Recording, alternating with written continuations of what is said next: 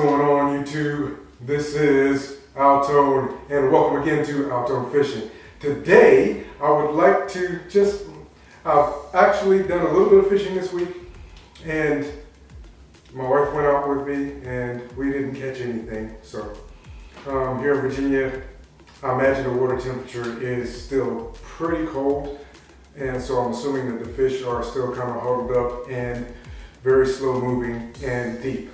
And doing my thing, which I like to call fishing Googan Style. I don't have a boat, so I'm doing bait fishing, and so it's a very good possibility I'm not even reaching the areas that the fish are located at. I do know that they're migrating from one point to another at different times during the day, but it's a little bit more difficult for me to find them than it would be on a boat with a fish finder. So at any rate, like I said, that's what I do, and here we are. So today I just wanted to show you a little bit. This is my fishing corner. I don't have an elaborate layout. I only have a few rods, and I haven't, like I said, last year was my very, very first year fishing. Absolutely love it. I love the relaxation and the excitement, of course, when you get a fish on the line, So I want to continue. I've been doing a little bit of learning here and there. And so with limited funds and even more limited knowledge, I actually go out and I do my thing. And in case you want to get a real good definition of what Googan Style is, Googan Style, I am the guy who has only been fishing for a year that all of the seasoned anglers dislike on the days when they are not catching, and I am, because I have beginner's luck. Now, I've noticed a couple of times last year that actually happened. I had a couple of guys come up on the boat and said, we're not having any luck, and I had actually caught 3 fish that day. So, and 3 is a lot for me. I'm not like Lunkers and John B and AP Bassing, and I'm not like those guys and where I go to a lake and I'm boom, boom, boom, I'm catching them left and right. So there are going to be times where I'm not going to have any catches to show, but there are going to be times that I'm going to have a good day. So, and that's exactly what I'm expecting. So what I want to show you today is quickly what I have and what I'm actually using at this point. So what I have over here, this is my little fish rack that I put up. Eventually I'll try to put a little bit better of a backdrop here. So when I'm, at least you have something other than just me to look at when, you're watching the video. But these are my major rods. I actually have them on the rack that I use most of the time. And then the very first 3 rods, and I'm pretty sure I've got another rod somewhere. These first 3, I'm trying not to hit the ceiling. These first 3 are Walmart rods. I want to say I paid like 19 bucks for this one. This is my wife's. I bought it for her. Anywhere from 19 to 25 bucks at Walmart for this. It's only got like a 10-pound fluorocarbon on it. We did lose a fish on that. It snapped the line. Of course, we weren't that educated about setting the drag correctly and all that. So we did lose a good fish on this, and that's what prompted me to start purchasing better rods and reels so I could put stronger line on. The equivalent to her rod was this one, and it's a Shakespeare rod. Both of those are Shakespeare rods, but this is a Zebco reel. And the reason why there's a Zebco reel on here is because the original Shakespeare reel that was on it broke. So I went 16 bucks, replaced the reel with something a little bit better. It might have a 12-pound. This is a 404, so I don't remember exactly. Later on I'll check. But yeah, I think it's got a little bit stronger line on it. And then this is the Zebco rod reel combination 33 that I got with the red. It's got the red line on it. I'm pretty sure this is 10 pound as well. So we were doing pretty good with catching like bluegill on them and stuff like that, and we actually were using a small crankbait, and we were catching some, and you see they're pretty, well, you probably can't see, they're pretty short. We were catching some bluegill on them, and the day I caught my bass, My very first bass was on this rod, and he was about 1.5 pounds, and I was ecstatic.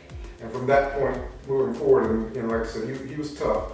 And my other video, the one video I have up of some of my fishing last year, in that video was my first catch, and it was on this rod and reel combination. So, like I said, after that, I was hooked. I was like, you know, I want to catch bass, I want to catch bigger bass. I started watching videos, first found Andrew Flair and started listening to him and all of that. So the first 2 rods that I purchased, the very first rod that I purchased was this one, which is a Pro Comp rod. It is a 7-foot medium heavy rod with a mega cast reel. And of course, this is one of the most inexpensive reels, bait casting reels that you can find. I need to clean it. I'm going to clean it. I did have to take it back because I had a problem with the original reel that I purchased. Something broke on it, so I took it back. They replaced it with no problem. And a lot of people will tell you, you know, bait casting reels or casting reels, bait casters, you're not going to find a good bait caster under 75 bucks unless it's on sale. And I'm inclined to believe them, but yet I didn't have that kind of money, again, you know, to spend in a rod and reel combination. I think the rod cost me maybe 30. The rod was on sale. I got the rod for 19 bucks, and the reel was like 37. So that's this one. My second rod, which is a little bit stronger rod. Of course, I've got 30. This has 20 pound. I believe it is 20 pound fluorocarbon on it. It may be less than 20. Now that I'm thinking about it, it's between 15 and 17. It's actually 15 to 17 pound test fluorocarbon on this reel.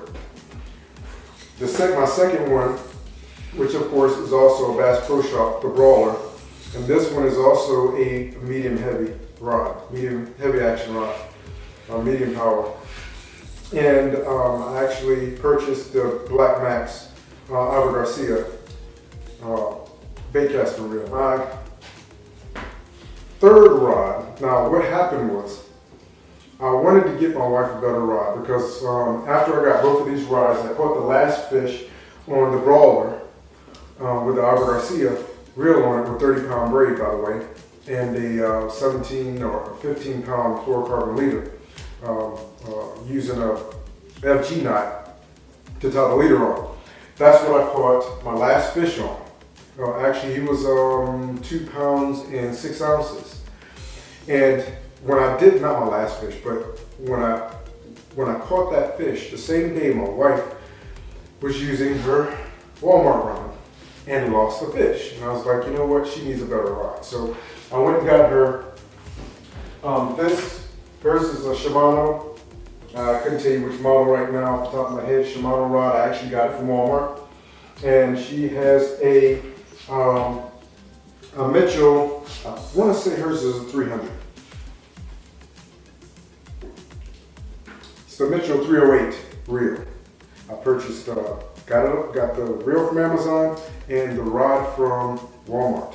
And it's a Shimano rod. So I bought this for her. And I was like, you know, because I knew it was going to be easier for me to teach her how to use a spinning reel than it would be for me to teach her how to use a casting reel. And at some point, I will show you how I taught myself, along with a couple of YouTube videos, how to use the bait caster. But I'll also show you how I taught her how to use a spinning reel. But I bought her that reel, taught her how to use it. She started catching bass as well, larger bass. So her rod and reel has 30 pound braid on it. This one has 30 pound braid on it. Now, this is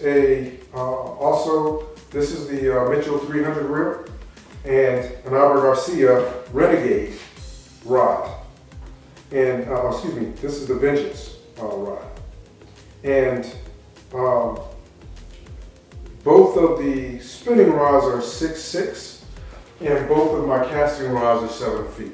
And there's two reasons why I stuck with no longer than 7 feet. One of them is because a 7 foot rod will fit in the bed of my truck with a cover on with no problem, so I can secure them even if I'm going to another lake or whatever. And that way I can take every single rod I own with me if I want to, but I don't have to carry them all to the lake.